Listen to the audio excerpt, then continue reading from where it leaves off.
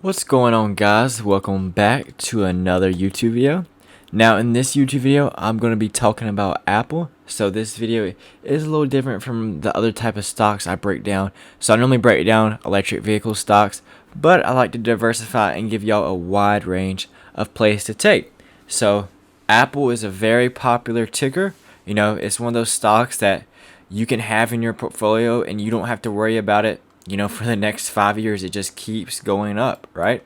But there's also opportunities with trading it. So that's what I'm going to be talking about in this video.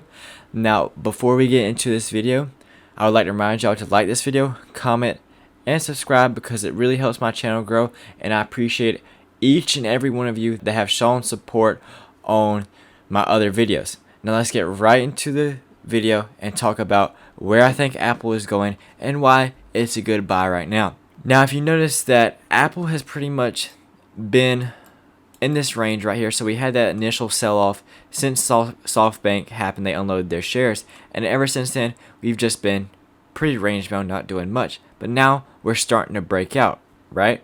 Now I had these two lines charted. This was the resistance and this was the support. I actually bought at support. I have my stop loss here, so I haven't tagged out yet, but I still think we're bullish tomorrow just because we had that initial pullback, we found buyers, we pushed up, now we're just basically cooling off.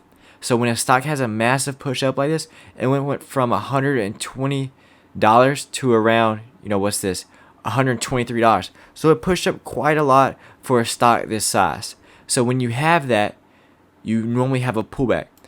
Now, something to keep in mind, I do have my after hours chart on, so if you turn that off, it looks a little better, right?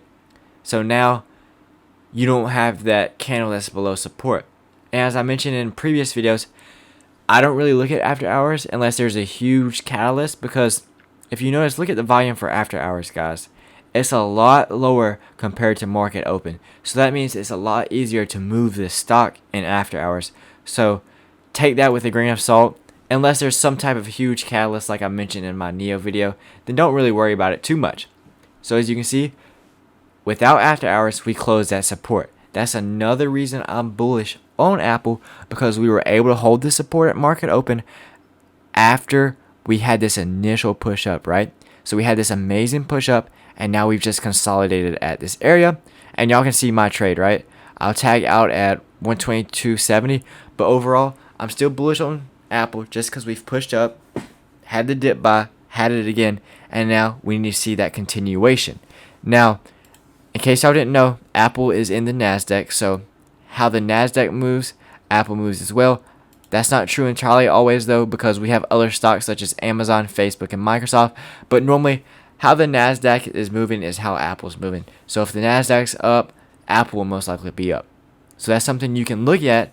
Now the NASDAQ, it is open 24 hours, 6 days a week, right? It's not open on Saturdays and it closes on, it's not open on Saturdays and it opens back on Sundays at 6 p.m. Eastern.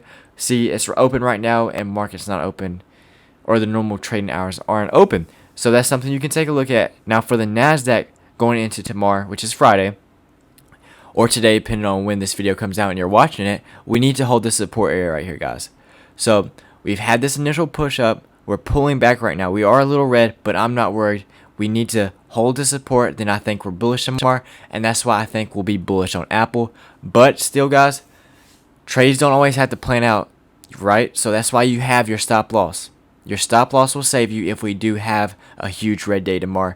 You can go ahead and tag out, wait, see how things are doing, and then you can get in at a better entry if we do dip back down to here. But Friday and going on to next week, I'm pretty bullish tomorrow, so I need to see some type of, tomorrow I basically need to see us hold this area right here. If we can hold this area, then I think that we'll be bullish pretty much all next week, right?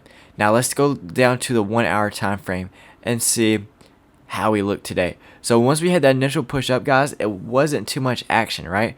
We basically just kind of bled off for the rest of the day and just held support.